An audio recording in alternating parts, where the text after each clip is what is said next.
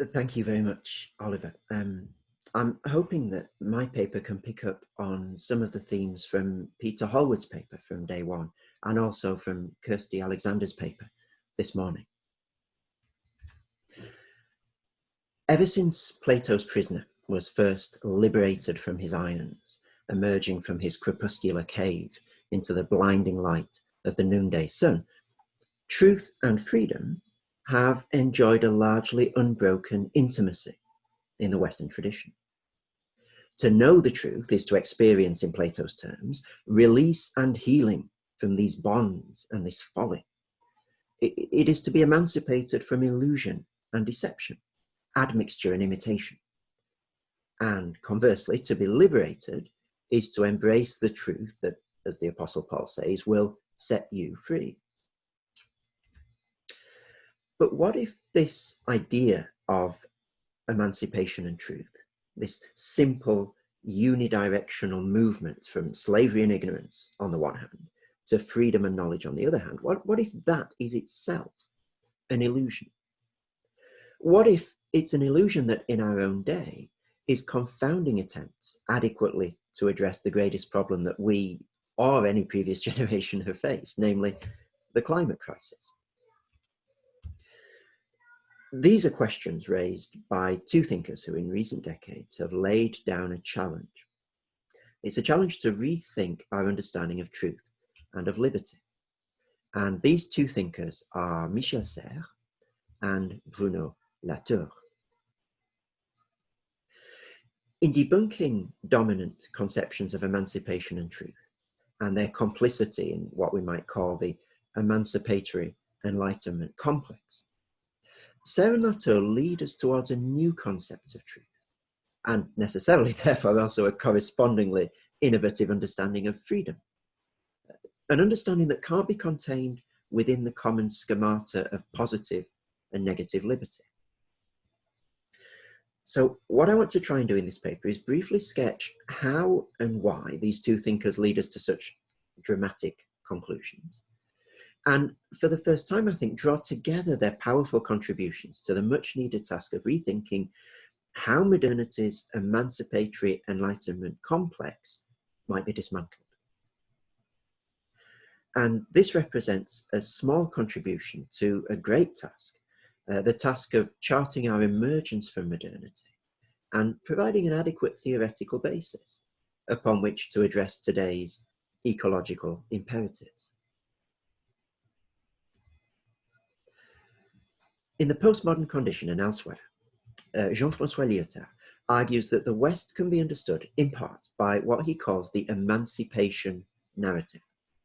What he means is that Westerners have seen themselves as those who have been liberated and are being liberated from a series of historical oppressions and constraints, from slavery and from superstition, from patriarchy, from poverty. And therefore, emancipation is not simply an action that the West chooses to perform from time to time. It is an identity that the West chooses to assume. Bruno Latour, in his own account of the modern emancipatory ideal, adds a significant gloss, I think, on Lyotard's emancipation narrative. And it's the assumption that progress in liberation must be driven by a cumulative release from attachments. That's what modernity thinks, according to Latour, and he calls it the Great Divide. That we're freed from all exterior obligations, and our autonomy is the supreme value of the emancipated self. Freedom must be utter and unconditioned, or it will not be at all. And this creates, and this is where my question about the zero-sum came from earlier, this creates a zero-sum game between masters and slaves, according to which, in Latour's terms, either you're a free subject or you live in abject subjection. And where, this is Latour again, mastery was supposed to require such total dominance by the master that he was emancipated entirely from any care and worry, especially those cares and worries related to the natural world, we might add.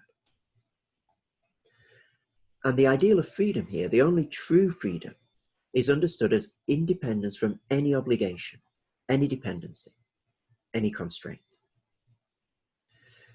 One of the reasons why this ideology of detachment is spectacularly incapable of coming to terms with the current ecological predicament is because it understands phenomena like climate change to be an aberrant contradiction to the smooth historical progress of liberation. Latour says that it considers concern for the climate to be a monstrosity, which, he adds, of course, it is, but only according to the modernists' narrative of emancipation. The emancipatory tradition, therefore, functions as a handbrake on ecological concerns, deluding us into an epistemological category mistake, or a misplaced ethical drive for an increasing detachment from a world with which we are, at the same time, in fact, becoming ever more complexly intertwined. Latour's own response to modernity's inability to think truth and freedom in a way adequate to the climate crisis takes aim not only at the scope of emancipation. He doesn't only ask the question, to what extent, if any, are we increasingly free?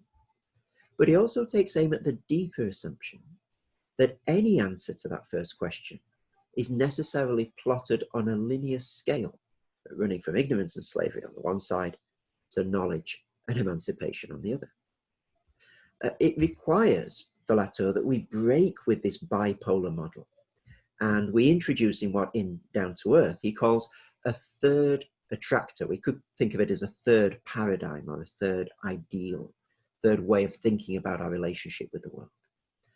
Where, to cut a long story short, the first attractor down here, this is the diagram from Latour's Down to Earth. The first attractor is what he calls the local, characterized by a very unattractive blood and soil nationalism and protectionism.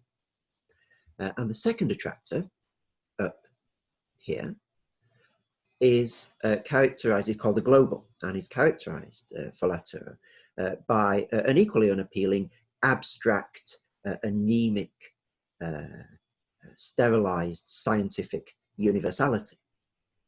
And he rejects this simple axis between these two and introduces what he calls his third attractor down here. Now, in quite a comical moment, I think, in Down to Earth, Latour cycles through a few inappropriate names for this third attractor. He struggles to land on a name to do it justice. He rejects Earth, nature, he doesn't like Gaia, he rejects land and world, and eventually he settles on the term the terrestrial. Now, whereas for the second attractor up here, the Earth was reduced to playing the role of a background, a foil, from the talons of which freedom had to be wrenched. For the terrestrial, for the third attractor, the world is, in Latour's terms, an agent that participates fully in public life. Latour's terrestrial also resists the anthropocentrism that characterizes the first two attractors. He prefers the name terrestrials or earthbound, for example, to humans, because these first two terms embrace all of life on Earth, including humans. And in the context of this colloquium, I think one immediate question that we need to ask of Latour's way of talking in Down to Earth is, what is the promise of liberation in this third attractor? It is a promise, as Latour puts it, of emancipation from emancipation itself, where the emancipation from which we need to be freed is what he calls the modern weightlessness that breaks every tie and every dependency, that appropriates every resource in order to pursue a dream of achieving freedom through detachment. And in place of this rapacious, ultimately destructive and self-consuming parasitism, Latour offers a different model, one that he characterizes as emancipation through a process of ploughing, a way to dig in. So it's an image of turning over the earth, of getting more involved with the earth rather than withdrawing oneself from it, a model of multiplying attachments and dependencies rather than breaking them in order to achieve freedom. So this Latourian model doesn't seek freedom through transgressing limits, but actually through respecting limits. And this, Latour argues, will prove to have been, in the long run, in fact, the only true emancipation. He puts it in this way. He says, dependency comes first of all to limit, then to complicate, then to reconsider the project of emancipation, in order finally to amplify it. And he illustrates this rather helpfully with the story of a cosmonaut. Let me read out his little story of the cosmonaut. The cosmonaut, he says, is emancipated from gravity because he or she never lives one fraction of a second outside of his or her life supports. To be emancipated and to be attached are two incarnations of the same event, provided that you draw your attention to how artificial atmospheres are well or badly designed. So taking the attachment narrative seriously then means that, quoting Latour, we constantly move from a superficial to a deeper interpretation of what it is to be entangled. Entanglement not as the end, as in the way of thwarting our emancipation, but attachment and entanglement as a way of facilitating emancipation. But there is a problem with this account, in my opinion, and it's that Latour struggles even to name his third attractor. That should be a bit of a warning sign to us. Never mind provide it with a narrative as compelling and as energizing as the modern emancipation narrative that Lyotard highlights, the emancipation narrative that's launched 1,000 freedom struggles. And this is where I think we can profitably turn to Michel Serres, because I think that Serres offers us a way to rival Lyotard's emancipatory metanarrative. Serres calls his story the great story, le grand récit of the universe, which sketches the four major turning points of the history of the universe told from a human point of view, namely the Big Bang, the formation of material bodies, the emergence of life on Earth, and the emergence of the species Homo sapiens on this particular planet. And this great story, as told by Serres across various of his books, is very different from the narratives of emancipation that Lyotard discusses. The first important difference is simply one of length. The grand narrative of emancipation stretches back at the very most around 4,000 years to the Hebrew exodus from Egypt.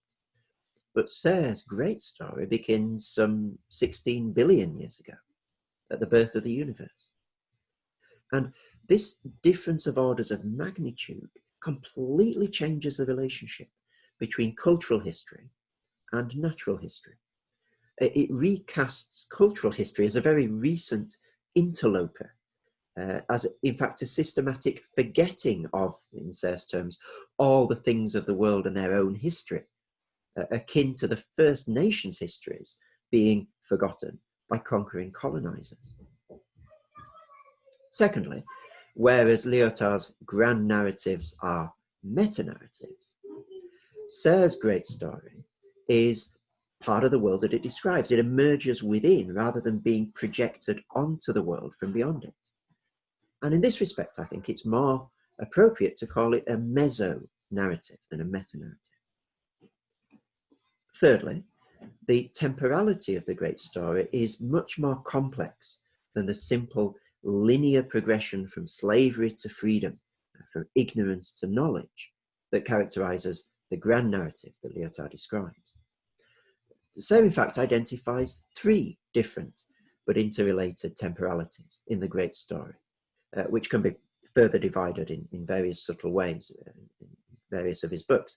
The three stories, the three temporalities, are first of all the reversible clockwork time of the classical age, when no fundamental law was thought to dictate the direction of time's flow. Time could, in principle, flow backwards, it was thought. The second time is the globally entropic time of the second law of thermodynamics, carrying everything inexorably towards death. And the third and slightly more upbeat time is the locally negentropic time of codes and information, preserving complexity in the teeth of a general decay of order. Now, Serres doesn't understand these three times to be successive, but to be concurrent and layered on our experience of the world. In this complex temporality, there's no simple, single idea of progress. And there's no simple, single idea of a meaning and direction within history either. Now, fourthly and finally, all Lyotard's grand narratives are irreducibly anthropocentric. But Serres' own great story reserves no special place for humanity.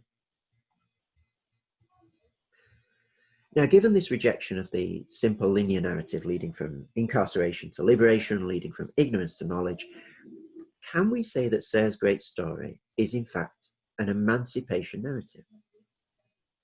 Well, in one very important respect, and for us in our particular cultural context, yes, I think we can, and yes, I think it is. Because like Latour's third attractor, it emancipates us precisely from the dangerous illusion of emancipation as a purified, progressive detachment, an idea of emancipation that prevents us from addressing the current ecological crisis. It's a liberation not from attachment, but from liberation itself, as it's been understood in the emancipation narrative of modernity. Serres and Latour, then, taken together, offer us a critique of emancipatory reason. Serres' great story is the meso-narrative that Latour's third attractor needs if it's going to gain anything like the purchase akin to the powerful modern emancipation narrative described by Lyotard. And in return, Latour's schematization of the three attractors in Down to Earth provides the compelling political immediacy that's lacking, I think, in Serres' own articulation of his great story. But if they're taken together, Serres and Latour reject this Platonic axis running from illusion and incarceration to truth and freedom in an unproblematically linear way. And they offer us in its place a very different understanding, both of truth and of liberty. Rather than seeking knowledge by aping Descartes' futile quest of shutting himself away from all illusion and purifying his thoughts from all possible error, they show a way to knowledge that passes through the embrace of locality, the embrace of complexity. Rather than seeking freedom through detachment, a project that succeeds only in blinding itself to its own inextricable complicity with the world, they offer an account of freedom through the multiplication of attachments. And rather than continuing to approach the current environmental crisis through a paradigm of freedom that pushes us towards a dislocation from the natural world and an ever more rapacious parasitism upon it, and rather than a position that sees the only alternative to this abstractive stance as some sort of odious, nationalistic, regressive localism that thwarts emancipation, they show us how to seek liberation through attachment and through becoming ever more enmeshed with the natural world. They show us, in short, that we have nothing to be freed from but freedom itself. Thank you.